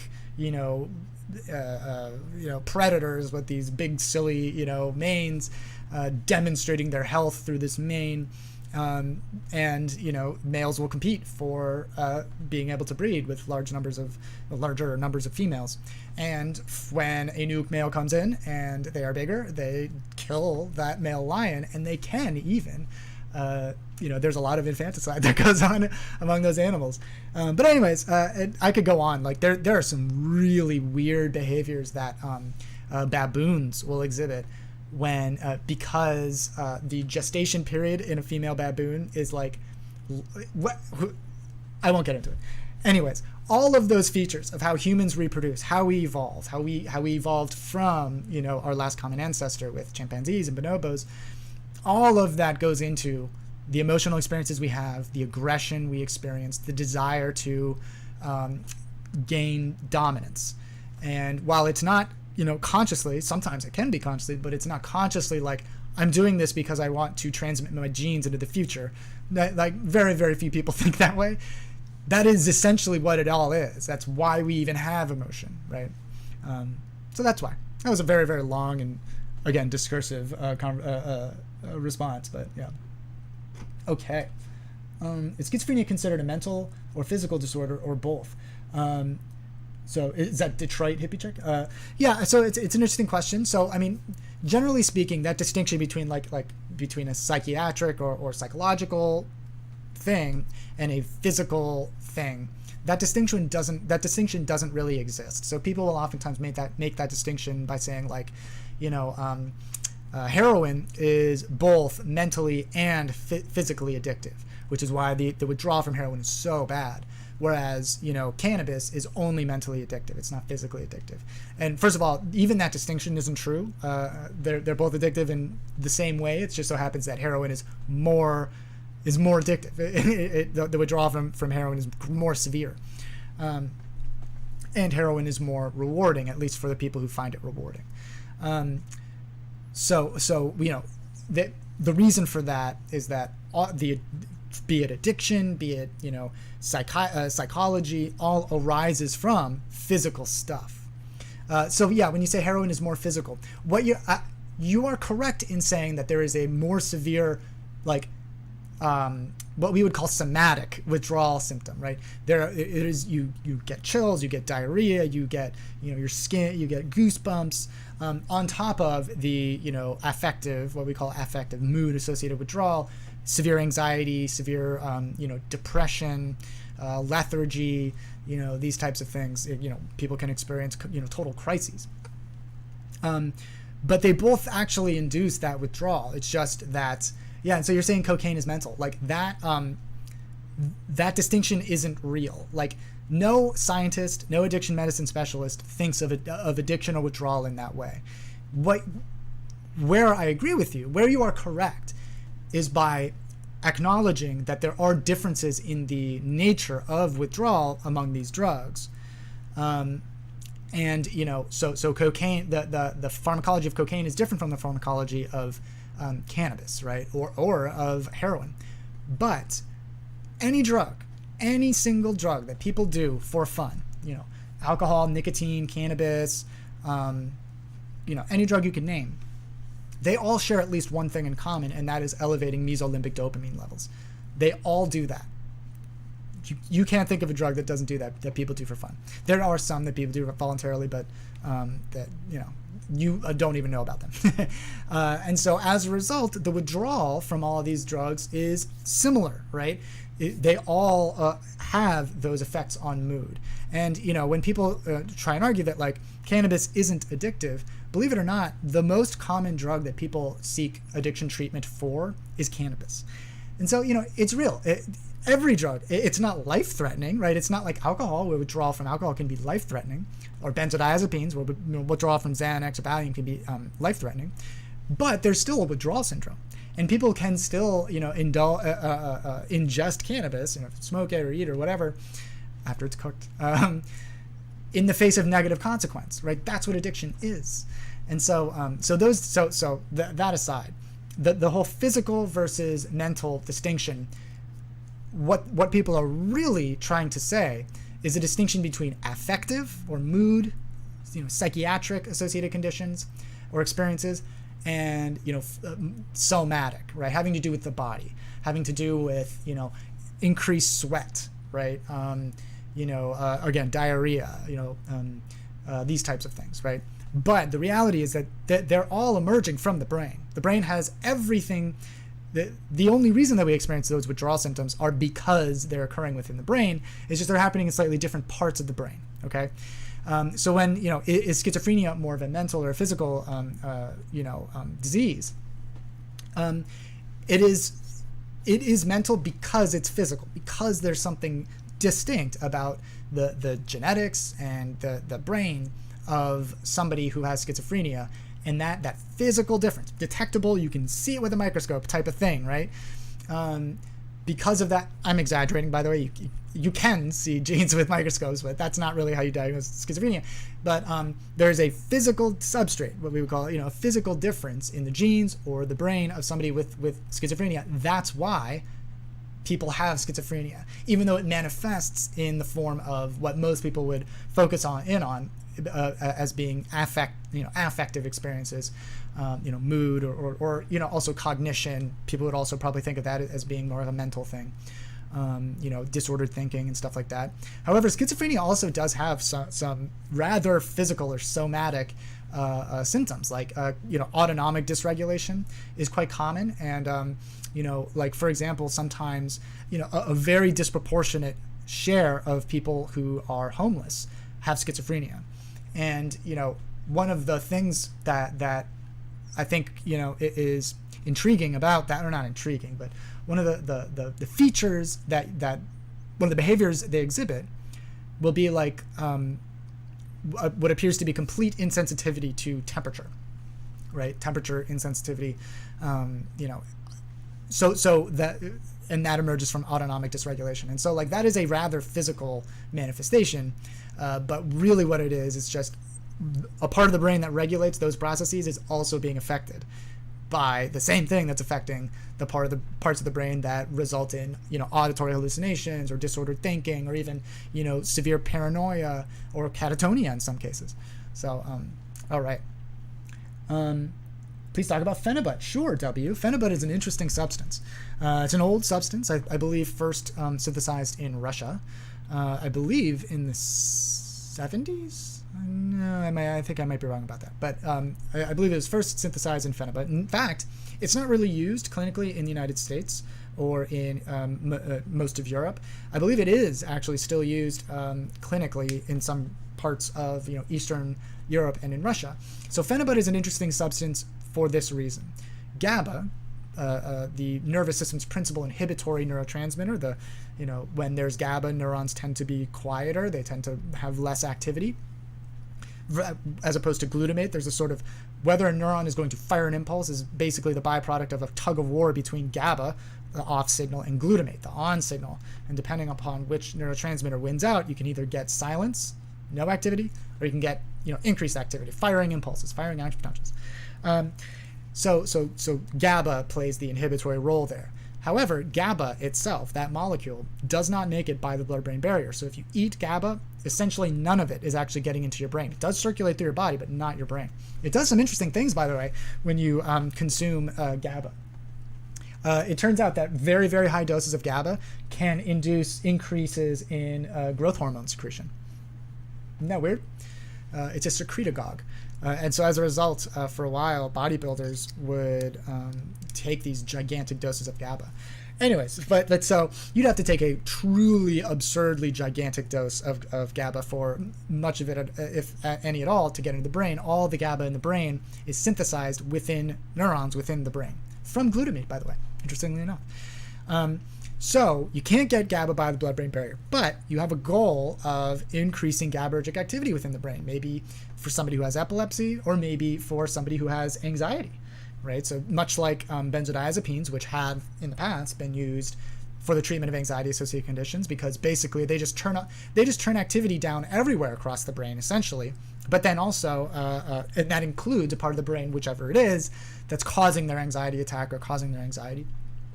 So, and the way that benzodiazepines work is they bind to GABA receptors and make them more sensitive to GABA, basically. So whenever GABA binds its receptor, the receptor responds even more than it normally would, as opposed to masquerading as GABA, right? So you can't get GABA across the blood-brain barrier, but you want to increase GABAergic activity, and for whatever reason you don't want to use benzodiazepines. Well, if you can just tweak the GABA molecule in just the right way, you can get a molecule that will cross the blood-brain barrier. And it'll do some of the same stuff as GABA, not all of the same stuff. It's not identical, obviously, but it has some of the same effects. And so as a result, generally speaking, phenibut is somewhat sedating for most people. But much like benzodiazepines, there are these really interesting divergent reactions to phenibut. Some people find it very, very stimulating. Some people find it very euphoric. Some people find it the opposite, and it's just sedating, and they feel like, crappy. They just feel tired. That's true for benzodiazepines too. So some people find benzodiazepines rather stimulating, rather than what's normally, or most frequently experienced, which is sedation. Also interesting, during adolescence, benzodiazepines can be quite stimulating because the function of GABA receptors within the brain undergoes a very dramatic switch, particularly within the hippocampus. A very dramatic switch where previously GABA receptors start out as excitatory, and then over the course of puberty they become inhibitory. Kind of interesting. And so the same drug that would be, sedating for, very likely for you and me, would have been stimulating to us earlier on. And so, so totally different pharmacological effect. Pretty interesting. So that's phenibut. So, but much like essentially any other GABAergic drug, be it alcohol, benzodiazepines, barbiturates, no matter what, phenibut is habit forming. It can be addictive. Certainly, you know, people can rapidly develop a substance dependence on it, and there's a pretty severe withdrawal from phenibut, like rather severe. You know, the withdrawal that I've seen described for phenibut is reminiscent of the withdrawal from GHB, or G, yeah, well, what's the other one? GLB, GBL, I think, the sort of analog of GHB. GHB, by the way, can be synthesized from GABA. And so, you know, you get these very, you know, sort of like leg shocks, leg pain, anxiety, depression, autonomic weirdness, you know, body temperature fluctuations, all that kind of stuff. And so you have to be, it's a non-trivial substance. You do have to be, you know, treat it with respect if you are consuming it. It's illegal to obtain, you know, in the United States. You can just get it off of Amazon. It's kind of wild. You know, I think it should stay that way. Don't get me wrong. People find it useful, but in any case, that's phenibut. Rather be addicted to weed. Yes. What are the serious effects of cannabis on the body? Well, when you say like the serious effects, like I assume you mean the potentially dangerous effects of cannabis. Sounds like coming off opioids, kind of. Exactly. Yes, you're exactly right about that. You know, again, slight differences, but I would imagine that the withdrawal from phenibut could potentially be life-threatening. I haven't seen any like any kind of meticulous characterization of somebody who was taking X amount of phenibut every day and began withdrawing and then had a seizure or something like that. Oh, cool. We're getting a call. All right. Let's see. I believe... Oh, no. Are we going to have trouble connecting? Oh, no. It looks like we're connected. I believe your name is Ahmed. Where are you calling from? Hello. Hi, Ahmed. Are you there? Where are you calling from? Palestine. I'm sorry? Palestine. Oh, Palestine. Cool. Okay. What's on your mind? How are you? How am I? I'm doing okay. How are you? No speak English. Oh, okay. Gotcha. Well, I'm sorry. I wish I spoke more languages. I'm ruefully bad with other languages. All right. I'm gonna take a chance. With this handle, but boy, that handle is just screaming troll. But hey, what looks like we're connected. What's your name and where are you calling from? My name's Joe. I'm calling from Eastern Europe, and I promise I'm not trolling. I have a legit question for you. Okay, awesome. Hey, Joe in Eastern Europe, what's on your mind? My question is about, do you have any knowledge about ayahuasca and DMT and stuff of that nature? Yeah, absolutely. What about it? Okay. I'm sure you can read between the lines, but my uninformed lay question for you is, do those substances, can they, how should I put this, influence people and be more receptive to thoughts and ideas they otherwise might not be interested in, given the state that they put people in, or is that stupid of me to assume that? That's not stupid of you to assume at all. Not at all. I mean, I think, in fact, you know, let's focus on psilocybin, which of course has an analog of dimethyltryptamine DMT in it, 4-phosphoryl DMT, or psilocybin. You know, recent clinical trials have suggested that it may be quite useful in a clinical setting when paired with psychiatric counseling, right, by a therapist or something like that. And one of the main the main sort of explanations for why that might be the case is because part of the altered state of consciousness of psilocybin, but this would be applicable to LSD, any other really psychedelic hallucinogen, part of the effect is increased suggestibility. Suggestibility meaning being open to, seeing, perspective taking, to seeing, believing somebody's argument or taking somebody's advice more sort of vigorously. That's not off the mark at all. Cool, thank you. Actually, my original question was that can it aid people in being more open to suggestion, which clearly it can, because unfortunately I was there was fallout from something like that, and I wanted to ask because the person who caused the fallout was involved in one of those studies, and obviously that kind of messed things up. That's why I'm asking. Wow. Oh, that's interesting. When you say fallout, what was there psychiatric, like a negative reaction? How explicit would you like me to be? As explicit as you're willing to be. I was married, now I'm divorced, she cheated on me, joined a cult. Wow. Okay. I'm calling it a cult, although it's called a church. Perhaps you can infer which church I'm referring to. But, yeah. Okay, yeah. I have some ideas, but I think I get the point. Wow. Yeah, so my question, my wonder is, because ever since she went to the Amazon, like, and I do mean the Amazon, and imbibed in this stuff, everything's changed. And when she came back, she basically hid the fact that she cheated on me, and I had to find out through other unscrupulous methods, such as her telling me. And I'm wondering if how much this substance had to do with it. And I see. Okay, that's interesting. I mean, so of course it's when it comes to any human behavior, right? There's no one specific cause, right? Agreed. You know, right? And so and obviously, I don't know your ex-wife or anything, but let's put it this way: if I were in your shoes, and my wife did the same thing, and she had gone to the Amazon to participated in an ayahuasca ceremony, and there was some kind of psychiatric distress that motivated such a sort of intense vacation, if you will. I would be concerned that motivation may be the prime driver of that kind of behavior, and it's not necessarily the substance that induced it, but it might have participated in rendering somebody more likely to engage a behavior that they normally never would have. So yeah, but listen, man, I'm sorry to hear that. It must be very frustrating. It's not your fault. I figured I should give you that context to back up where I'm coming from and why I'm asking this question. And clearly, your logic is sound. I'm not more or less looking for something to blame. I'm just looking to kind of understand, because what's done is done. For me, it was a trust thing. Like if you don't tell me the truth, like right up front, then sorry, we're done, kind of thing. And I had to wait 6 weeks to find that out. That's kind of why I was pissed off about it.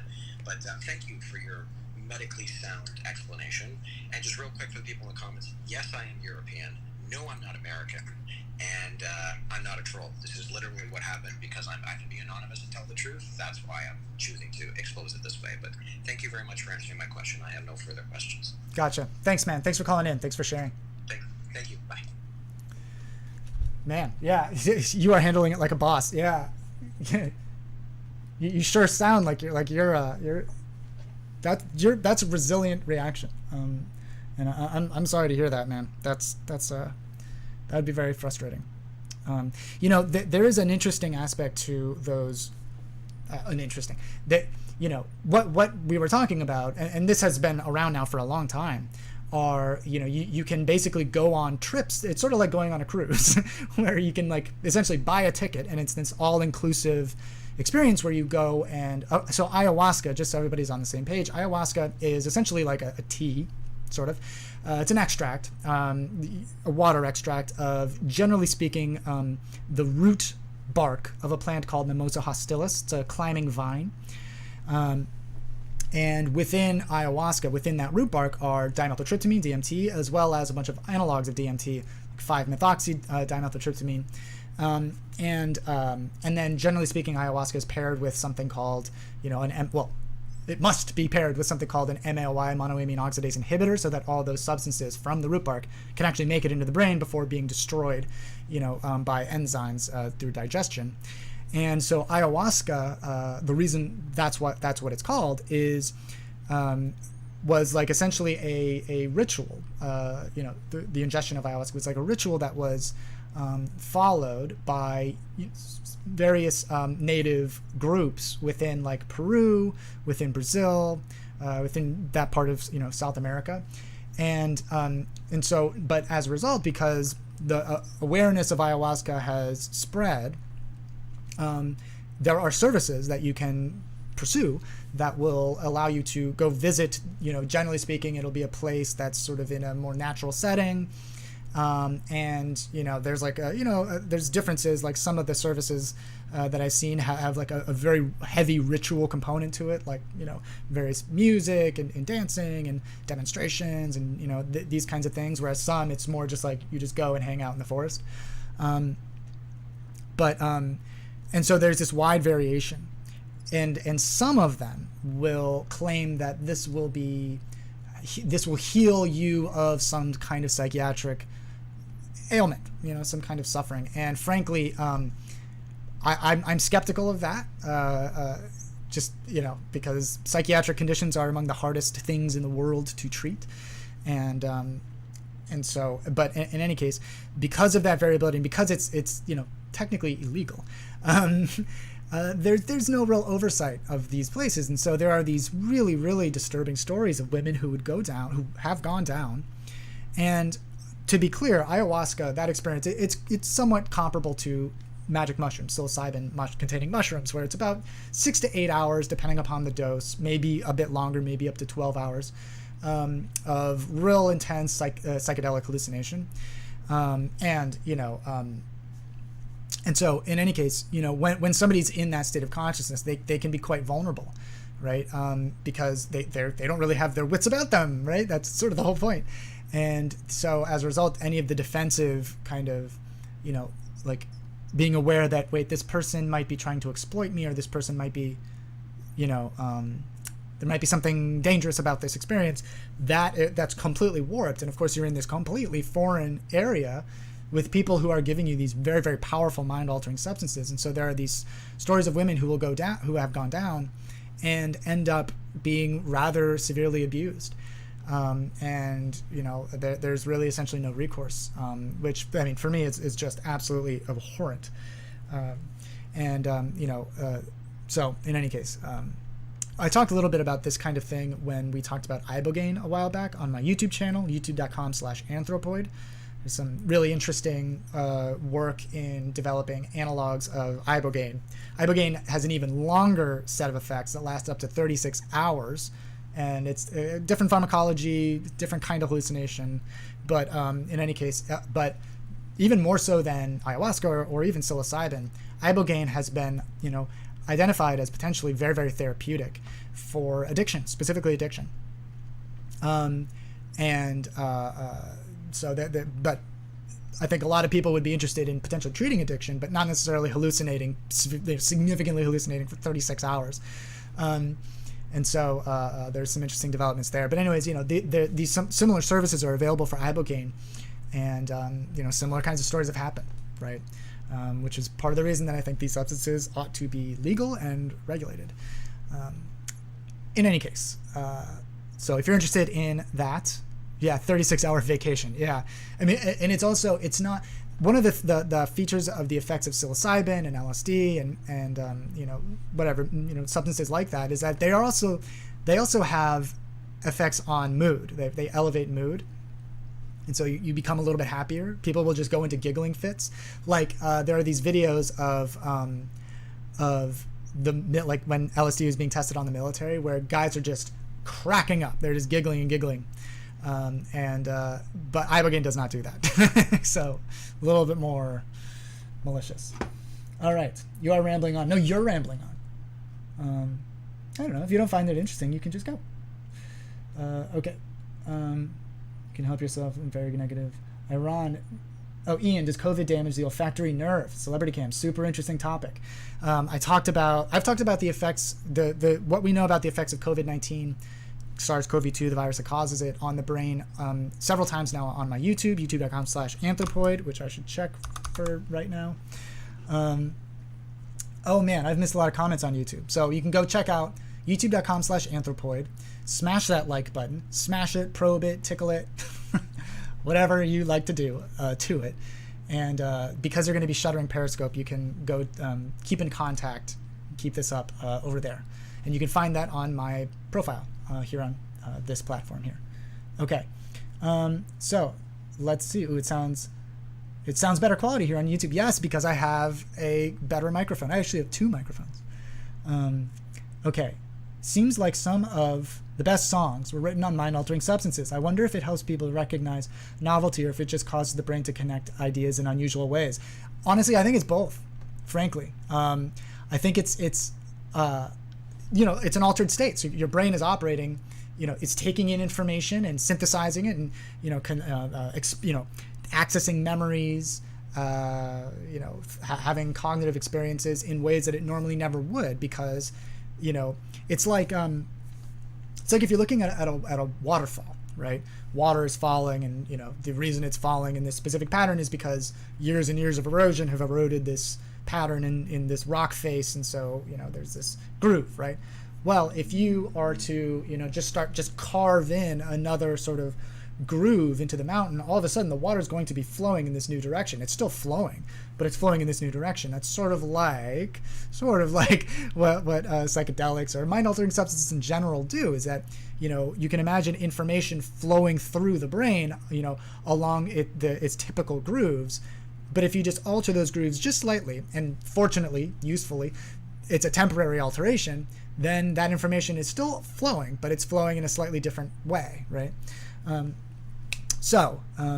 But yeah, I mean, there have been some interesting studies about that, like why it is that so much music has been created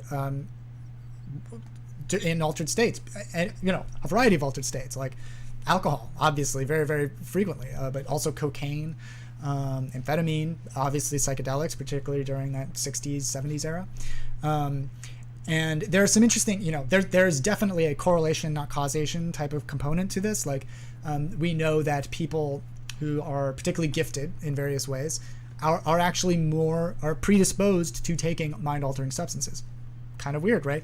They're also predisposed, and this is broad statistics, right? I'm not saying that if you don't have a mental, or if you don't use drugs, you're not intelligent or whatever. Like, that's definitely not what I'm saying. But these are just these correlations. There's another one that people who tend to be score higher on the IQ test. Not an ideal, measure of human intelligence, but it measures some aspect of human intelligence. They tend to be predisposed to mental illnesses. I would suggest to you that at least a huge proportion of the best art that humans have created were created by people who are on the tails of that sort of distribution of normal human brain, or normal human psychology and cognition and stuff. And the reason is that they have this unique perspective, right? Vincent van Gogh, right? Great example of somebody who clearly had mental illnesses, but clearly was one of the most gifted artists of all time. Some of the best writers have been diagnosed with mental illness. Philip K. Dick, one of my favorites. I believe he was diagnosed with bipolar disorder, if not schizophrenia. I can't remember. But anyways, yeah. So I think there's a correlation, not causation thing there, but I also think that there's something to it. Like, there is something to having this altered state, experiencing thoughts and having thoughts in ways that you normally wouldn't. But yeah, I love that topic. I wonder if staying up for too long can cause brain damage that could precipitate into schizophrenia. I know I've had some trippy stuff happen when I'm sleep deprived. Oh, for sure. Sleep deprivation is definitely associated with potential psychosis. Definitely. I noticed some schizophrenics will hear unintelligible speech as people talking specifically about them, almost like the brain fills in the information gaps with paranoid fashion. That's 100% right. That is 100% right. Yeah, that predisposition to paranoia and particularly like that somebody's persecuting, right? Yeah. So pot, I've never heard that. Seeking help for withdrawal from pot, addictive. Hi from Brazil. Hi from Brazil. Hi from Philadelphia, Pennsylvania. Smash. Smash accomplished. I appreciate that. All right. How long has it been? Oh, it's been pretty long. All right. Let's see if I've missed a lot of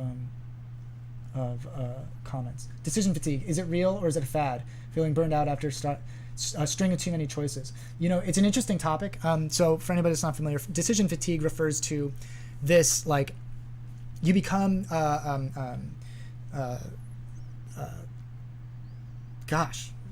you forget words a lot. No, you become indecisive, right? Where you have to make a choice. It can even be the dumbest choice. This happens to me for sure all the time, where it's like, do I want this font to be Helvetica or Calibri, or whatever? And I'm just like, but then there's this, but then there's that, and I just like cannot make this decision.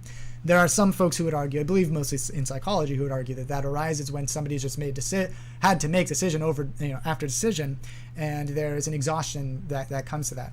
Now, for me, that comes from that. So, for me, the way I would think about it, like if I were to speculate how that would manifest, making a decision is like a cognitive event. Sidestepping the whole free will topic, right? But making a decision is a cognitively taxing event, therefore. And so, I could imagine that there is like a literal physiological desensitization to the signals that are incoming that determine how you deliberate between this or that.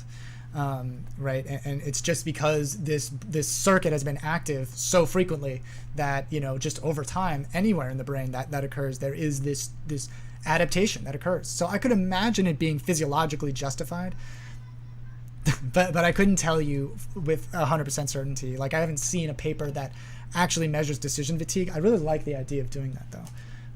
So I'm going to check that out. I could imagine that there is some cognitive neuroscience on that. So thank you for bringing up the topic.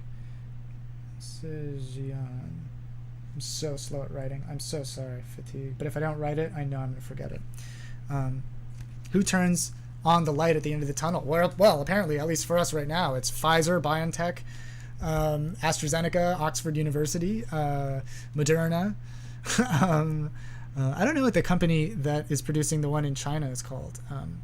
But I don't know anything about the one that's been produced in Russia, but they are producing the light at the end of the tunnel, at least for me. Okay, so how did your parents accept you're a neuroscientist? That's very funny.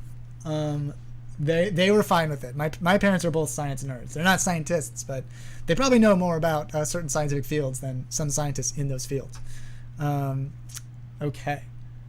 A cure for migraines. So Taz, there is no cure. There's no surefire, effective in everybody, generalizable cure. However, there are some novel treatments that have pretty recently come out, specifically that target the CGRP, right? Responsive CGBP binding protein. Yeah, CGBP. Which has been implicated in the manifestation of migraines in at least a lot of people. But and one of them is called Aimovig. It's actually a antibody based treatment, so that's been effective in, I believe the clinical trial found Aimovig to be 50% effective in 50% of people. Drunk too much. Yeah, I'm too drunk. So there are some novel solutions available, but there are some other interesting treatments like Botox. Depending on what's causing a person's migraine. Unfortunately, because there is no solid treatment, no solid cure, there is likely to just have to be a kind of trial and error. Isn't treatment from the ergot fungus? Yeah, so there are the classic treatments for migraines that have been around for a very long time are called triptan drugs. And I believe they are derived from ergot, like a lot of serotonergic molecules are. So the triptan drugs regulate or bind serotonin receptors, just different serotonin receptors than the ones that LSD binds. Yeah, but unfortunately those types of medications aren't effective for enough people. That's what I'm using. Yeah, there you go. And so yeah, if it's ineffective for you, I mean, there are different triptan drugs, but you can bring up with your physician, hey, I've heard about these novel potential treatments. I imagine, right. I imagine that they're rather expensive if your insurance doesn't cover them. But you can just ask, have you heard of Aimovig? And it's spelled the way it sounds, which is hard to spell. AIMOVIG, I think, Aimovig. Might be effective for you. Okay. Will it ever be possible to rewire someone else's brain, aka Clockwork Orange? So for anybody that doesn't know, Clockwork Orange it has an event in it where Alexander Delarge, the the protagonist, also sort of antagonist of Clockwork Orange, is strapped down into a chair. You've probably seen the memes where there are these like eye opener things attached to him, and he's forced to watch like TV. And would it be possible to rewire somebody's brain that way? I mean, it is certainly possible to dramatically affect somebody's psychology, somebody's cognition by doing something like that. Yeah. But would it be as effective as what purportedly happened to Alexander Delarge? I don't know about that. But I mean, just traumatizing somebody would be, essentially fundamentally changing somebody's brain forever. And you don't need to like strap them down and force them to watch something to do that, right? And then of course there's also like, the work of Edward Bernays, the nephew of Sigmund Freud, who essentially invented public relations, or PR. And one could argue that he was fairly close to brainwashing people on behalf of presidential administrations before too, but mostly for commercial reasons. But yeah, interesting story. Edward Bernays, check him out. Thank you very much for the Super Heart, Shadow Joker. I appreciate it. I like your profile picture. The Matrix, my favorite movie. Do you think marijuana should be illegal? No, I think cannabis should be legal for recreational use, just like alcohol. It should be treated no differently than alcohol, essentially. It should be illegal for young people to get it, but it should also be legal to produce, legal to acquire, and so yeah, that's how I feel about cannabis. I could go on and on. I've talked about cannabis on the youtube.com/anthropoid. I think somebody asked if I'll be switching to Twitter. I'm already on Twitter, but right now the platform I've been trying to use is YouTube. And usually what I do is it should be mandatory to use. I don't know about all that. But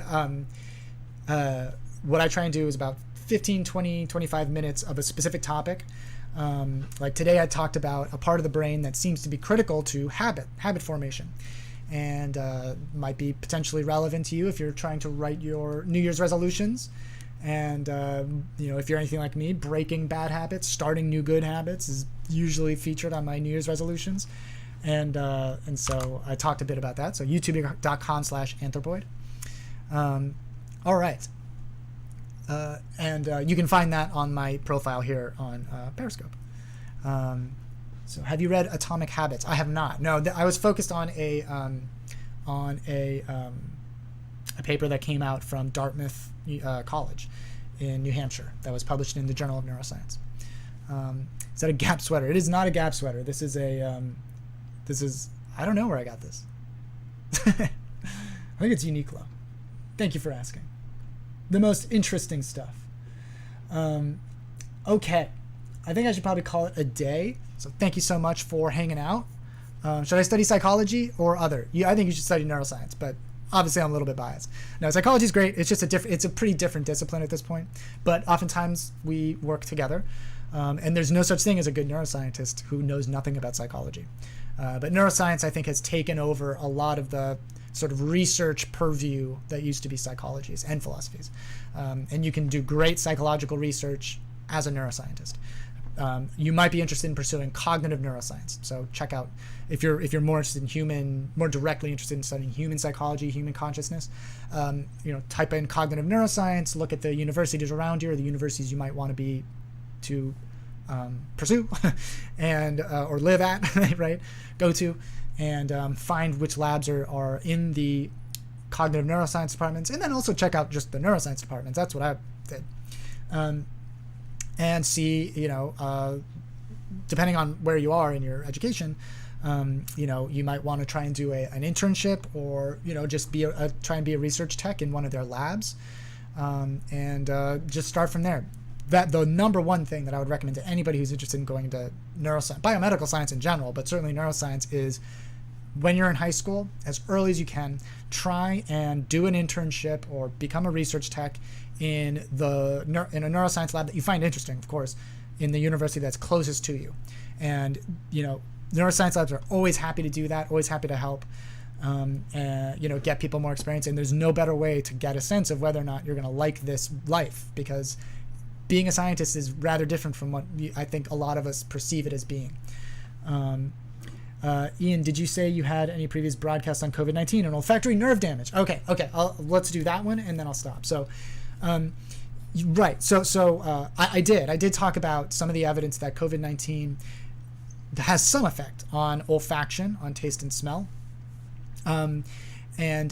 So let's briefly go through that. So there have been instances of patients who come into a hospital who report just weird symptoms. So, symptoms that would typically be associated with neurological symptoms like stroke, even seizure, symptoms of dementia like confusion, in the absence of any of the more classical COVID-19 symptoms that we were sort of focused on early in this process, which was, high fever, a severe unproductive cough, these types of things. And so, and this was most, I think earliest it was recognized, at least in the English-speaking world, was when COVID-19 really exploded in Italy and then in France. And they even ended up, there was a hospital, I believe, in France that even set up a ward devoted specifically to COVID-19 neurological patients. Comes over to the U.S. Nothing like that had been seen in the U.S. until a couple cases started to come up. I think one in Detroit, one in Ohio. I think it was those two. And by now there's almost certainly quite a bit more where people will come in with these symptoms, not even have a fever, and not test positive for, or not even be tested for COVID-19. No. I think not even be tested for COVID-19, because why would you? And then the next day come in with a fever, with a cough, and they test positive for COVID-19. So the first symptoms were non-respiratory, they were neurological. Later on, there's like anecdata that people were losing the ability to smell or taste. And that preceded any of the subsequent respiratory effects. But for a long time, for me, I was skeptical. I was just like, yeah, duh, this is a respiratory virus. Like, you're just getting a bunch of mucus all over your olfactory system, and if you can't smell, you're not gonna be able to taste either. But certainly if you can't, like when I get the flu, or if I even have bad allergies, I can't taste anything. I can't smell anything because my nose is all blocked up, So I was just like, duh. But it was consistent enough, and people got explicit enough that it wasn't that they were able to breathe through their nose just fine. It's just they couldn't smell. And so it became consistently reported enough that now the CDC has included it, in addition to confusion being a symptom to watch out for, anosmia, or the loss of the ability to smell and or taste, as an potentially early symptom.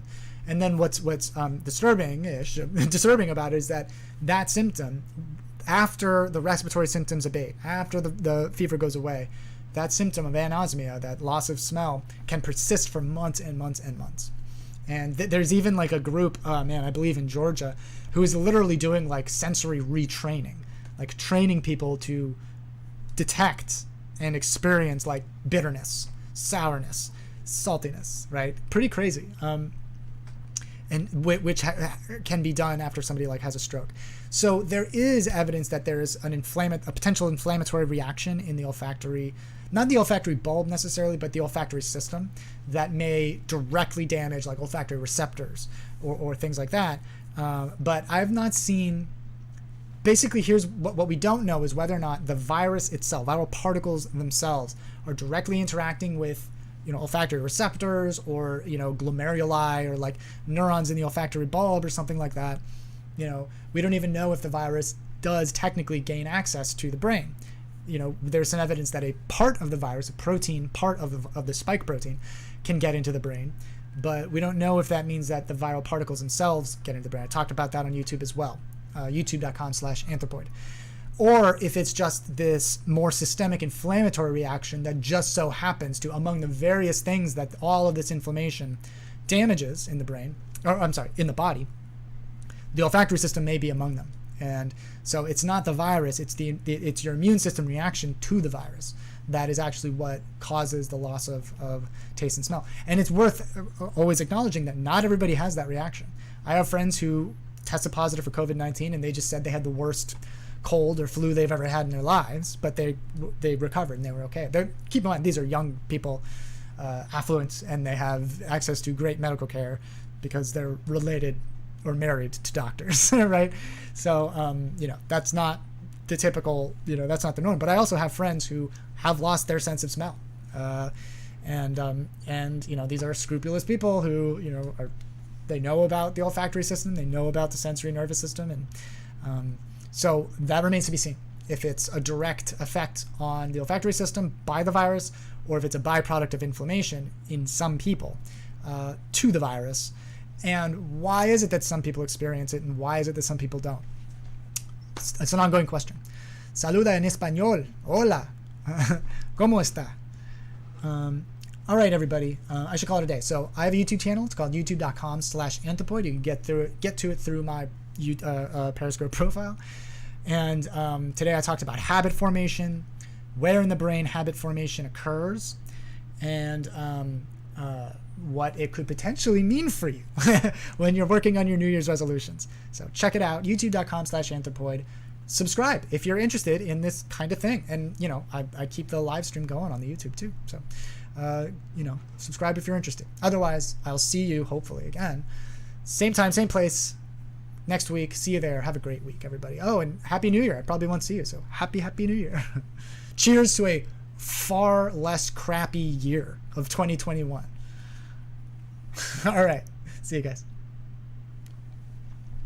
All right. Thanks for watching, everybody on YouTube. Thanks for all the comments this time. I really appreciate it. All right. Oh, thank you for that, Cosmic Rose. Ian, did you have a YouTube broadcast on COVID? Yes. So you had on olfactory nerve damage. I usually have a great sense of smell. I have not regained my sense of smell 1 month out. Wow. Interesting, Mike. I'm sorry to hear that, of course, but that's interesting. Almost as though I breathed in ammonia. Oh, yeah. Right. I'm on Stelara. Huh. I wasn't too sick with COVID, just tired and a cough, but sense of smell gone. Yeah, there's something interesting about this virus, and that was something I talked about, the interesting response of the complement system, the complement component of the immune system to COVID.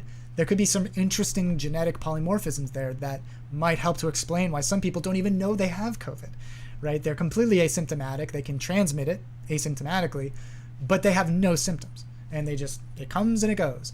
Whereas some people die, and then some people have these really unique neurological reactions. I think we're going to learn a lot about both this virus, but then also about the human immune system, and also the relationship of the immune system with the central nervous system, in the next few months. So sorry to hear that, man. I hope it comes back. All right. So thanks for watching, everybody. If you have any suggestions for topics or suggestions for how to make this better, apart from not ever turning those lights on again, let me know in the comments below, and subscribe if you haven't already. I appreciate that. Otherwise, I will see you next week, everybody. Happy New Year. See you next week.